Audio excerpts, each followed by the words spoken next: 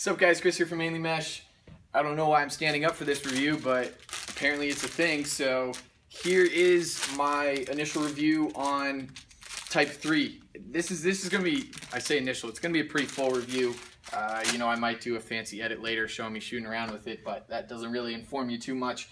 Just kind of wanted to take you through what's new and why I think it's such a great piece of mesh. So basically all you need to know technology-wise is know a little bit more about what they call TwistX technology. So you can see it's a trademarked thing. It is patent pending as well.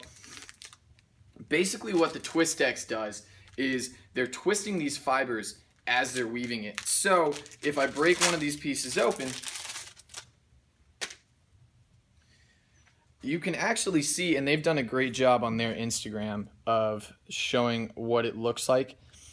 It creates a very rough texture on one side with a lot of, if you were to zoom in with a microscope, it's going to look like these mini mountain ranges where there's a lot of, you know, it's not as flat as Type 2 was. Type 2 kind of changed up the weave game by making everything very flat and folded and consistent that way, and that's how they cut a little weight with Type 2.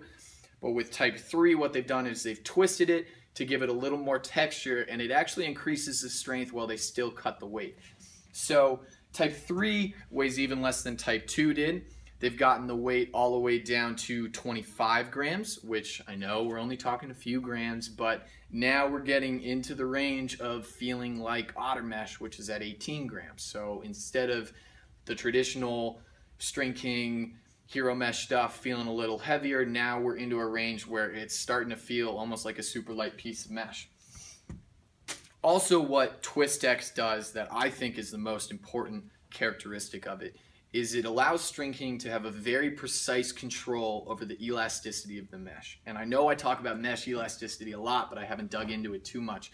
Basically, if it weren't for these specific elasticities, all of my theories on channel and catch points and everything wouldn't work. So if you have a completely inelastic mesh, like you do with Otter Mesh sometimes, some of my same stringing theories with the catch point and stuff aren't as valid because there isn't as much give and the ball kind of slides out of the pocket. You just don't have that same dynamic that you do when you have a more elastic mesh. So one of the reasons I first began to fall in love with StringKing mesh at the very beginning, way back when, was because it had a different elasticity than nylon did, and it allowed me to do some new things with my pockets that I hadn't done before.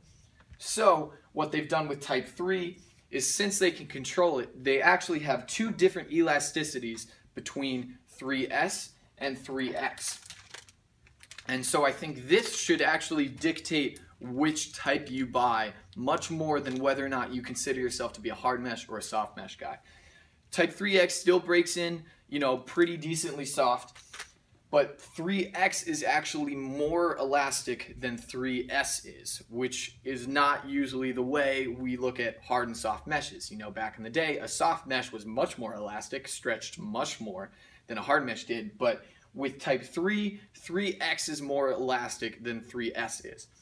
So what this means is that if you are a complete power shooter, if you're Paul Rabel, if you're a guy out there who really knows that they want to get some extra oomph in your shot and you want more whip coming out of your catch point, you should get 3X, right? It's going to give you a little bit more snap. It's going to feel like when you have your pocket, you know, all of our pockets don't have much whip when you're cradling, but you're going to get a little bit more oomph out of your shots. Just a little bit, but enough that you can feel the difference.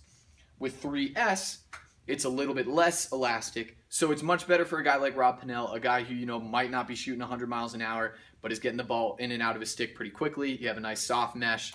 It's just a really consistent, easy way to go. So big guys looking for power, or anybody looking for power, little guys looking for power too. Shout out to the little guys out there. Go with 3X. If you're looking for just a softer, consistent piece of mesh, 3S.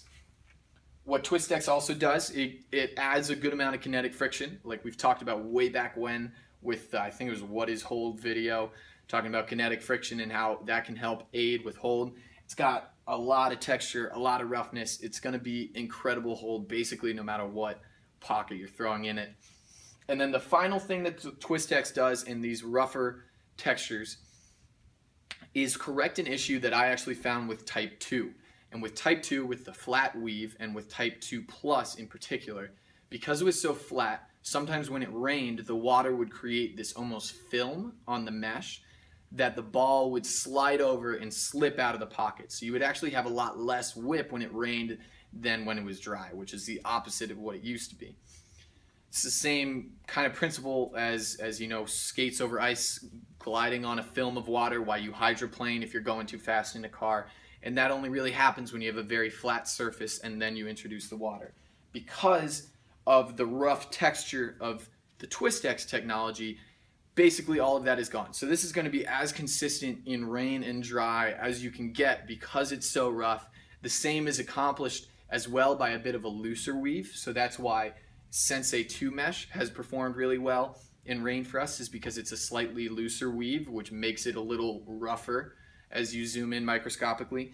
But the TwistX is going to allow you to have, you know, the very precise consistency that StringKing mesh always has, really increase the amount of hold you have and allow you to have a very precise, I almost made it through all this with great words, but it's going to allow you to have a lot of control on the elasticity of your mesh as well, which is prompting me to say, and keep in mind this is a $25 piece of mesh, not $20, so I'm going to talk a little bit more about that after I say this, but I believe StringKing Type 3 is the best mesh on the market, period.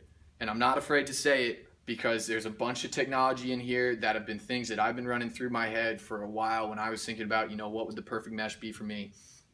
And I really do believe that this is the best mesh on the market. Obviously, in saying that, I want to also say that that does not mean that the other meshes are not good. Hero Mesh Type 2, which is still going to be offered by StringKing and used in a lot of different places, are still great meshes, as well as the Sensei 2 mesh. I just think that the TwistX technology allows StringKing to push their mesh a little bit further for that elite player. So basically what we're going to be doing with StringKing Type 2, which I believe is still going to be at $20, we're going to be using that for the majority of the players. You know, a lot of you younger guys, this is something that if you don't need to spend the extra money, you know, if you're not ready to splurge, there's no reason why you need to make that jump, especially if you're not shooting much over, you know, 65, 70 miles an hour. StringKing Type 2, Hero Mesh, all those meshes are still going to do an incredible job. But the Type 3 is going to really allow the elite player to get even better control on his stick. And what's cool for the kids who I've seen already testing out the Type 3 locally that I've been showing them as demo sticks, it's one of those pieces of mesh where you walk away after using it and you're like, wow, this is a pretty special product. It's really snappy. It's got a ton of hold. It's just, they knocked it out of the park. So it is more expensive. That's really the only drawback to this.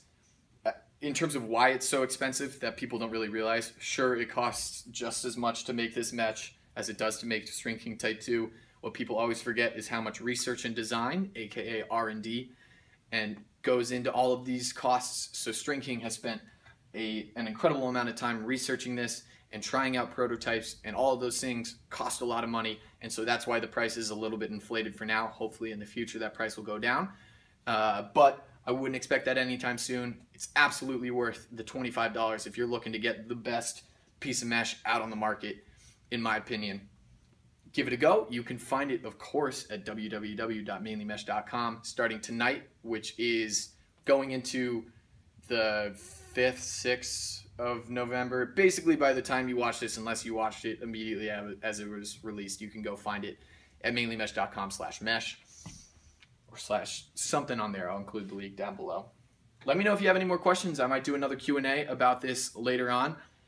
Like, comment, subscribe. Thanks so much. I'll catch you guys next time.